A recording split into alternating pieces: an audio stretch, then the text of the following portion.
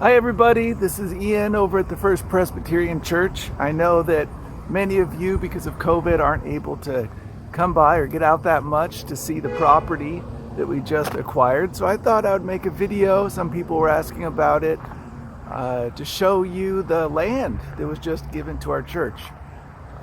It was Jane Caserta's house. Someone anonymously bought the property and had the house torn down. You can see it behind me, and they generously gave it to the church, and so it was very great of them to do that. We're really excited.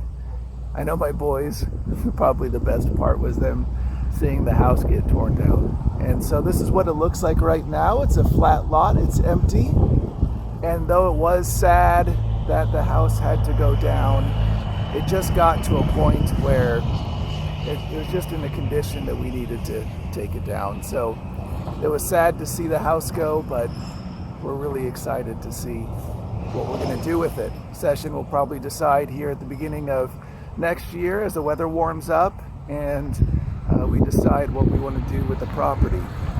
Now, looking at this property, it actually reminded me of the series that we've been going through in Daniel.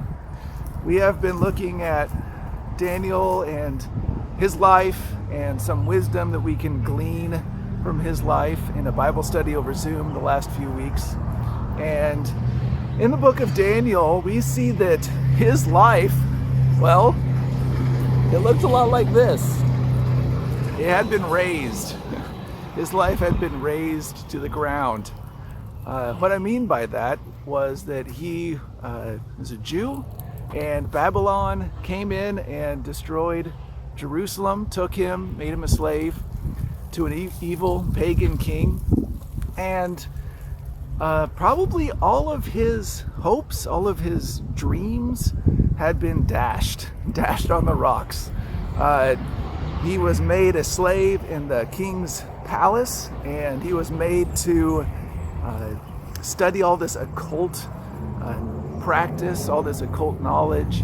His name was changed. He was no longer Daniel, but he was given a name to honor a false god. And I'm sure it was a quite discouraging time. And yet in this discouraging time, Daniel was able to learn to live with wisdom, to not only survive but thrive, as Larry Osborne said in our series. And so we looked at the life of Daniel and how God used a life like this for great things. How even though Daniel, looking at his life, probably wouldn't have expected much to come from it, but actually God did great things with it. And God can do a lot with our life as well, even when our lives look like this. And so we looked at that, and I think that for a lot of us, 2020 has been a year where we've seen our hopes, our dreams, maybe some of our plans get razed to the ground. And I don't know if that's true for you, but I know that is true for some people.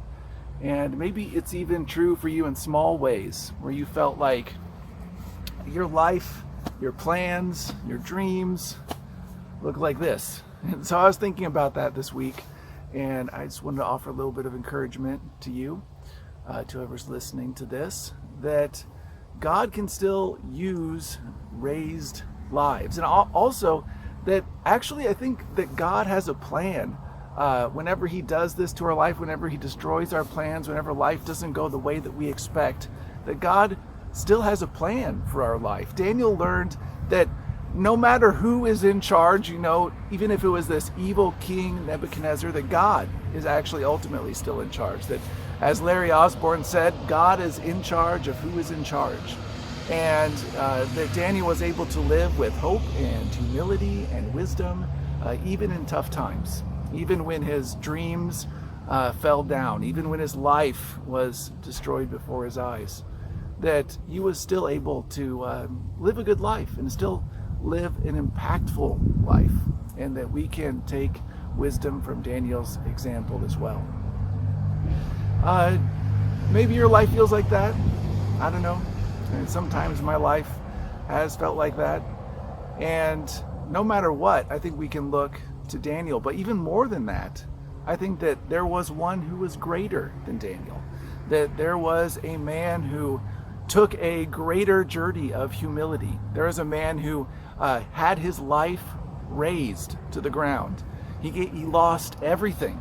And unlike Daniel, who had this subjected onto him, I mean, Daniel never would have chosen to have that happen to him, I don't think. This man actually chose to take that journey of humility. This man chose to have his life razed, destroyed for you and for me.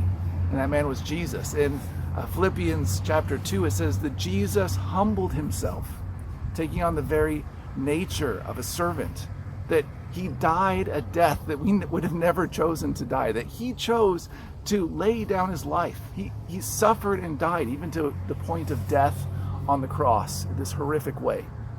And because of that, because of Jesus's willingness to be this greater Daniel, we can have salvation in the name of Jesus. We can have a new life. That even if our life looks like this, even if our life just looks like there's nothing left, and what good can come of this, that God can still take our life and bring us a newness of life, bring us salvation, and work greater things that we could ever expect.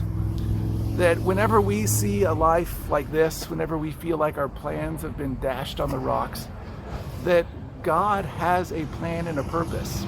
You know, I'm excited for what Session decides to do with this land. You know, that's an exciting thing. I mean, it was sad to see the house destroyed. I mean, it's a beautiful house. It was too bad that that's just what it came to. It needed to come to. But I'm excited to see what plans Session has for this property. And I think that whenever our life falls apart, God has a purpose, that he still has a plan, an exciting plan for your life, and an even greater plan than whatever is going to happen to this property. And we can trust God in that we can live lives like Daniel lived, of hope and humility and faith and wisdom. And so as we do that, let's look to Jesus, who is the greater Daniel, who is able to do greater things in our lives than we could ever imagine, who, because of his death on the cross, we could have salvation and a newness of life greater than what we could ever imagine or plan, knowing that whoever sits on the throne, whether it's Nebuchadnezzar or whoever wins the election here coming up in November, whoever that is, that God sits on the throne, a throne greater than the throne of the presidency of the United States, that Jesus is the King of Kings and the Lord of Lords, and that he sits on a throne that every knee shall bow to, and that every tongue will confess that he is Lord, and that we can live lives of hope because of that. Well, anyway, I hope that gives you a little bit of a picture of what the property looks like now. It's kind of cool.